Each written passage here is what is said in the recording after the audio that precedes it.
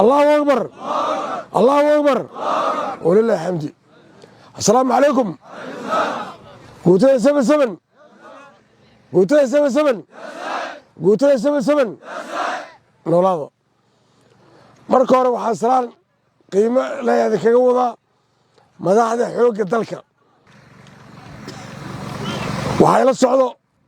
guddi xafiiska ciidanka xoogga dalka ugu soo daray guddi baan nahay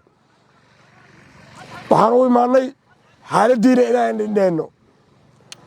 waxaan ugu qanacnay boqolkiiba boqol hadal badan idima dhahay marka hore waxay ka codsanayna sida aan maanta idinku aragnay oo difaaca uga adkaysateen ballantii aa gasheen axdiga oo dhaarta xoogga dalka aad soo marteen inaad fulisaan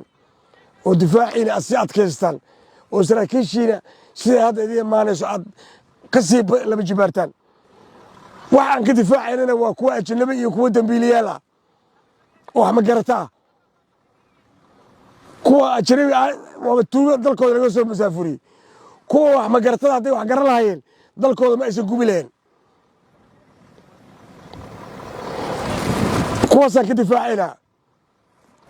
dalkan waxaa xoreeyey 13 dhalinyaro ah Israel taariikhdu waa la socotaan oo xornimada calanka buluuga ah shanta geesood lagu helay markaan kumayaan lahayna ma cid dalkooda ka soo cararta dalka naga qabsan karto waa ognahay maxaadkaad jiiftaa maxanta waxaad u imaaday inaad cadowga ka difaacid saaxiibkaa difaaca uga tegin saaxiibkaa ee ciidda kula jiifo difaaca uga tegin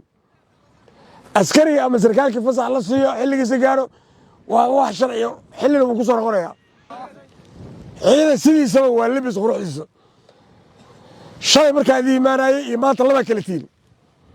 waxaa idinka codsanayaa saaad u dadaalayseen aa isugu xidhantihin idinka saraakiishiina isugu xidhnaada dalka saa u difaacayseen kii dhinto ahlujanna waay marka wax dishinna ahlujanna tahay rasuulkana sal allahu alayh wasalam markii asxaabiyaha la sheegay qolyahan inay naga soo dhexbixi doonaan laakiin annagaa gaabin doono insha allah allahu akbar